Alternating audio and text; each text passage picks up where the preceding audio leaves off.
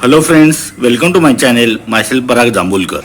In last video, we have seen what is parallel computing, what is the need of parallel computing, limitations of parallel computing, and some applications of parallel computing. In this video, we will see different categories of parallel computing. But before that, we will see here is a memory. Memory, there are different sections are there. One is a data section and another is code section. From code section, instructions are fetched, while from data sections, data is given. Now we have processing unit, that is also called a processing element. It actually performs the operations, that is called as a processing element. And there is one more element or one more unit, that is called as a control unit. So from data section, data is given to the processing element. It is also given processing element will do some operation and that some output will be again returned back to the memory. This is the memory. In the same way, from code section, so control unit will form the stream or queues. So control unit takes instruction from the code section. That instruction will be taken from code section to the control unit, and from control unit that instruction will be given to the processing element. So here we get instruction and here we will get the data. So this we call instruction stream, while we call data stream. Stream is collection of bytes. So instruction stream, so you will get from control unit, and control unit will get from code section of memory, while data will be given by data section of memory, and processing element will do the operation, and whatever the output that you will get, that output again is returned back to the memory. There are four major categories. Single instruction, single data is also written as SISD. Single instruction, multiple data, multiple instruction, single data, multiple instruction, multiple data. So it is also called as Flynn's Taxonomy. Out of these four categories, this is the serial one, while these three categories are the parallel system. Now we will look this diagram. So same thing, whatever we have written here, so here we have written in tabular format. Simplest one is single instruction, single data. So this is a processing element, memory unit. So data section of memory unit, we get data stream that is given to the processing element. Control unit will take instruction from the memory. So here is the instruction stream, data stream will do the operation, and again it is returned back to the memory. So one instruction and one data. Now second one is single instruction, multiple data. So single instruction, again that will be taken by control unit and it will be taken from the memory.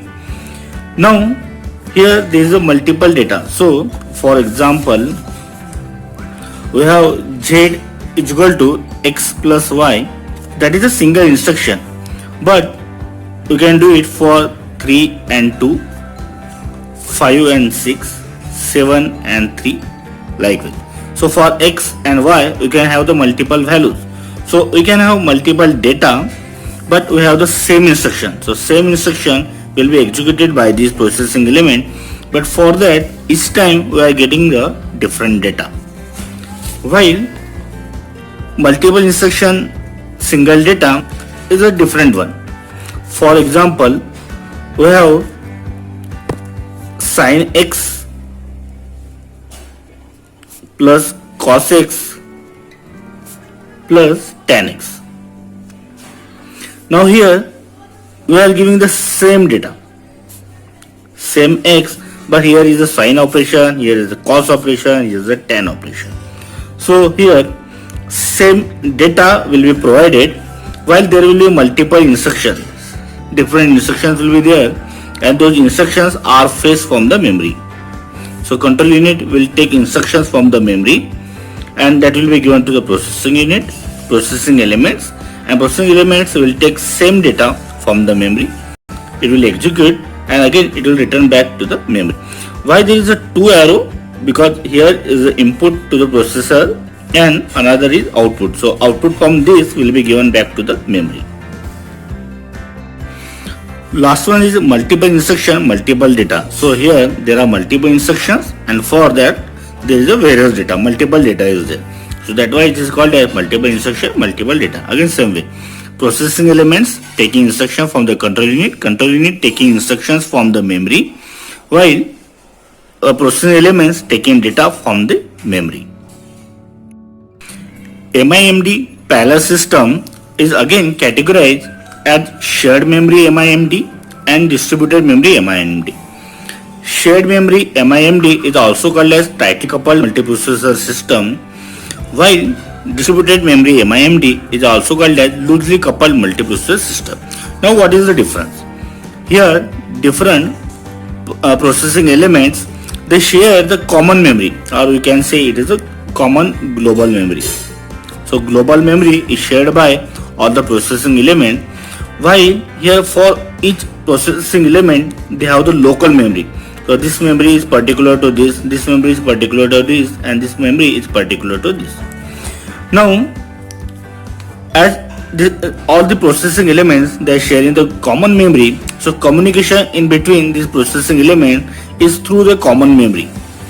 So communication is through the shared memory or global memory, while there is no common memory for processing element in distributed memory MIMD. So communication between these is through the interconnection network or bus. So here communication is through interconnection network or bus. Now here there are more chances of getting faults. For example, suppose fault we got in memory, as all the processing elements they are sharing the common memory, so any fault we get, that fault will get replayed back to the all processing elements. But that is not case here. Here each processing elements has its different memory, so suppose fault occurs in that, so it is not going to affect on other processing elements or other systems. Now so that's why it is called a less tolerant, means there are more chances of faults, so that's why it is less tolerant to the failures, while it is a more tolerant to the failures. That more tolerant in the sense there are less chances of failures. It is less scalable. Less scalable why? Because all the processor they are sharing the common memory.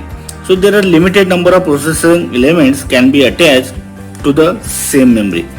While here all are independent, so you can add any number of processing elements along with their local memory. So that's why this is less scalable, while these are more scalable. More scalable in the sense you can add more processing elements here, while less scalable in the sense you can add less number of processing elements here. So friends, I hope you like this video. If yes, then click on like, subscribe to the channel and don't forget to press the bell icon so that you will get notifications of my next video. So stay connected. Thank you.